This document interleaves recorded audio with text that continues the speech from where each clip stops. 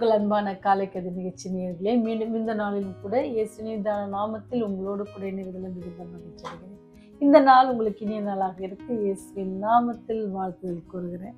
இன்னைக்கு நமக்கு இருக்கிற வாக்குத்தத்தத்தின் செய்தி எங்கிருந்துன்னு பார்த்தீங்கன்னா, மத்தேயு 6ஆம் அதிகாரம் 27வது வசனம்.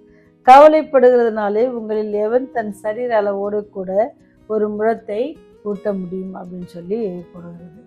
கவலைப்படுவதை வேதாகமம் ரொம்ப செய்து ஒருபோதும் அங்கீகரிப்பதில்லை.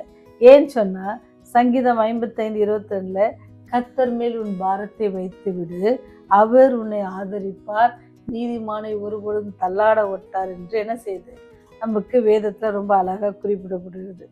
என்ன அப்படி பார்த்தீங்கன்னு சொன்னா, ஒரு நாள் என்ன செஞ்சாங்கன்னா, ஒரு வயதான பாட்டி என்ன செய்யறாங்கன்னா, தன்னுடைய தலை மேல சில சுமைகளை சுமந்து கொண்டு அப்படியே நடந்து வீட்டுக்கு போயிட்டு இருக்காங்க. அப்படி வீட்டுக்கு போகும்போது அவங்க ரோட்ல போயிட்டு இருக்கிறத பார்த்த ஒரு லாரிக்காரர் என்ன செஞ்சாச்சுன்னா, அவருடைய லாரியை நிறுத்தி என்ன செஞ்சாருன்னா, அந்த வயதான பாட்டியுடைய திங்ஸை வாங்கி வச்சுட்டு அவங்களையும் வண்டியில ஏத்திக்கிட்டாங்க. அப்படி அவங்க ஏத்திக்கிட்டு கொஞ்சம் தூரம் பிரயாணம் பண்ணும்பொழுது இந்த பாட்டி அம்மாவை திருப்பி பார்க்குறாரு. பார்த்தா அந்த அம்மா என்ன செஞ்சுருக்காங்க, தன்னுடைய தலைமையில் வைத்திருந்த பொருட்களை மீண்டும் எடுத்து தன்னுடைய தலைமையில வச்சுக்கிட்டு வந்தாங்க. அப்போ இந்த லாரி டிரைவர் என்ன சொல்றாருன்னு சொன்னா, அவர் கேட்குற, என்ன பாட்டி, உங்களை தான் நீங்க தலையில தூக்கி சுமக்கிறீங்கன்னு சொல்லி தான் உங்களை இந்த லாரியை நிறுத்தி நான் ஏற்றிருக்கேன். ஆனா நீங்க இன்னும் கூட அதை என்ன செஞ்சிருக்கீங்க, உங்க தலைமையிலேயே வச்சிருக்கீங்களே அப்படின்னு சொல்லி கேட்குறாங்க. அப்போ அந்த பாட்டி சொன்ன பதில் என்ன அப்படின்னு சொன்னா, பாட்டி சொல்றாங்க, ஆமா, பாவம் பார்த்து என்னதான் ஏற்றிக்கிட்ட, நானே உனக்கு ஒரு பெரிய பாரம், அதுல என் லக்கேஜ் வேற இருந்துட்டு, அதனாலதான் நான் அதை தூக்கி என் மேல வச்சிருக்கிறேன் அப்படின்னு சொல்லி பாட்டி சொன்னாங்களாம். பார்த்துங்க, அந்த பாட்டி மாதிரி தான் அநேக வேலைகளை நீங்களும் நானும் கூட என்ன செய்யறோம், நம்முடைய பாரங்களை நம்மிடத்துல வச்சுக்கிறோம். ஆண்டவர் சொல்றாரு, உங்களுடைய கர்த்தர் மேலுடைய பாரத்தை வைத்து விடு அப்படின்ட்டு சொல்றாரு. நீங்க பிலிப்பியர் 4 என்ன சொல்லப்படுது, நீங்கள் ஒன்றுக்கும் கவலைப்படாமல் எல்லாவற்றையும் குறித்து உங்கள் விண்ணப்பங்களை சோத்திரத்தோடு கூடிய ஜெபத்தினாலும் விண்ணப்பங்களினாலும் என்ன செய்யணுமா, வேண்டுதல்னாலும் தேவனுக்கு தெரியப்படுத்துங்கன்னு சொல்லுது. ஆனால் நம்ம தெரியப்படுத்துங்க அப்படின்னு சொன்ன தேவன் கேட்கிறவராக இருக்கிறார். அவருடைய செவிகள் திறந்து இருக்கிறது.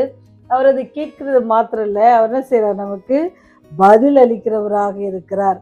ஆனால் நாம தான் என்ன செய்யறோம், ஆண்டவர்கிட்ட சொல்லிட்டாலும் என்ன செய்யறதில்ல, அந்த காரியத்தை குறித்து அதை குறித்து நம்ம கவலைப்படாமல் இருக்கிறதில்ல. அதை மீண்டும் மீண்டும் மனதில் வச்சுக்கிறதுனால என்ன ஆகுது, நமக்கு மனசோர்வு ஏற்படுகிறது. மனசோர்வு ஏற்படும் போது நம்ம விசுவாசம் நம்பிக்கையில் என்ன செய்யறோம், நம்ம குறைவுபடுவர்களாக காணப்படுவதற்கு சாத்தான் என்ன செய்வான், வழிவகுக்கிறவனா இருக்கிறான். அதனால நம்ம என்ன செய்யணும்னு சொன்னா, சுமையோடு வாழ்க்கை நடத்தி சரீரத்தையும் வாழ்க்கையும் அழித்து கொண்டிருக்கிறார்கள். அவரிடம் உங்களுடைய பாரங்களை என்ன செஞ்சிருங்க, ஒப்படைச்சிருங்க, தெரிவிச்சிருங்க. அவர் உங்களை விசாரிக்கிறவரா இருக்கிறார்.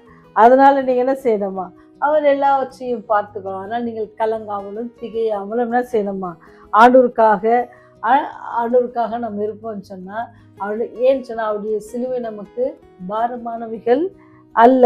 அதனால் நாம் என்ன செய்யணும்னு சொன்னா, அவர் மேல் நம்முடைய பாரத்தை வச்சிருங்க. அதான் சொல்றாரு, வருத்தப்பட்டு பாரம் சுமக்கிறவர்கள் நீங்கள் எல்லோரும் இடத்தில் வாருங்கள், நான் உங்களுக்கு இளைப்பாறுதல் தருகிறேன் அப்படின்னு சொல்லி ஆண்டவர் நமக்காக சொல்றாரு.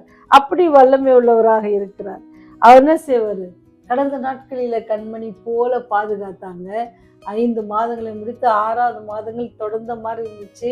முதல் தேதி ஜபத்துக்கு ஒன்னா போனோம். என்னடா திருப்பி பாருங்க, 20ஆம் தேதி கிட்ட நம்ம வந்துட்டோம். ஆண்டவர் நம்ம எவ்வளவு தாங்கி இருக்கிறாங்க, ஏந்தி இருக்கிறாங்க, தப்பித்து கொள்வதற்கான போக்கை உண்டாக்கியிருக்காங்க. நம்ம நினைச்சு பார்ப்போம் அப்படின்னு சொன்னா அதுக்கு அளவே இல்லை. அப்பேற்பட்ட ஒரு காரியங்களை தேவன் நமக்காக செய்திருக்கிறார். நீங்களும் நானும் எப்படி அந்த பாட்டியை போல நமக்கு ஆண்டவர் என்கிட்ட கொடுங்கன்னு சொல்லி வாங்கினாலும், அந்த லாரிக்காரர் அவங்க பாட்டி சுமையை இறக்கணும்னு நினைச்சாலும் இறக்க முடியாது. அப்படிக்கு அந்த பாட்டி என்ன செய்யறாங்க, திருப்பி மலை தலையில வச்சுக்கிட்டது போல நீங்களும் நம்ம ஆண்டவர்கிட்ட நம்மளுடைய தேவைகள், நம்முடைய கஷ்டங்கள், கண்ணீர்கள் எல்லாத்தையும் இடத்துல சொல்லிட்டு, ஆனாலும் இன்னும் அதையே யோசிச்சுட்டு இருக்கிறோமா, இன்னும் அதே காரியங்களை நம்ம நினைச்சிட்டு இருக்கோம் அப்படின்னு சொன்னா, அதனால என்ன நடக்கும்னு சொன்னா, நம்முடைய ஆரோக்கியம் தான் என்ன செய்யுமா, குறைவுப்படும். அதனால தான் அந்த வசனம் சொல்லுது, கவலைப்படுகிறதுனாலே ஒருவன் என்ன செய்ய முடியாது, உங்களில் எவன் தன் சரீர அளவோடு ஒரு முழத்தை கூட்ட முடியும் சொல்லுது.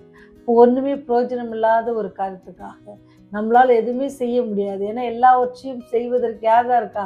நம்முடைய அன்பான கர்த்தராகிய இயேசு கிறிஸ்து அவர் நமக்காக எல்லாம் செய்ய இருக்கிறாங்க. அதை உணர்ந்தவர்களாக நாமே எல்லாத்தையும் சாதிச்சிட போகிறோம், நாமே எல்லாத்துக்கும் செய்ய போகிறோம், நானே முயற்சி எடுத்து எல்லாம் செய்வோம் அப்படின்னு சொன்னால் கண்டிப்பாக நம்மளால் முடியாது. எல்லாவற்றையும் யார் தான் செய்யணும்? ஆண்டவர் தான். ஆண்டவர் நம்பி உங்களை என்னை நோக்கி பார்த்து கொண்டிருக்கிறார். நம்முடைய தேவைகளை அவர் சந்திக்க வல்லவராக இருக்கார். அவர் சந்தித்து நம்முடைய காரியங்கள் எல்லாவற்றையும் என்ன செய்வாரா? நேர்த்தியாய் நடத்த அவர் வல்லவராக இருக்கார். அப்போ நீங்களும் நானும் ஆண்டவரத்தில் ஜெபத்தோடு இந்த நாளை தொடங்குவோம். அவர் எல்லாவற்றையும் பார்த்து கொள்வார். ஜெபம் செய்வோம்.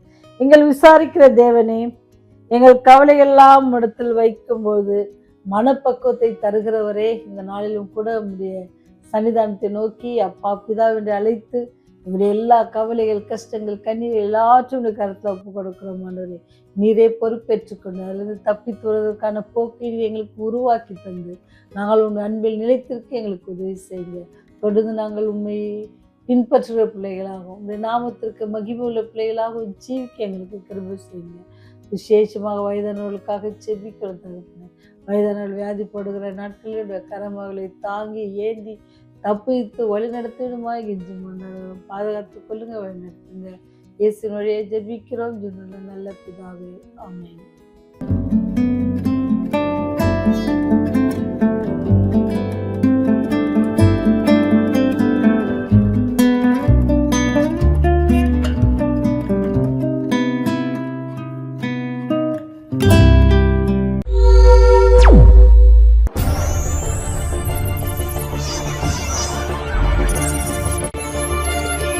நீங்கள் பார்த்துக் கொண்டிருப்பது உங்கள் ரிவைவல் டிவி.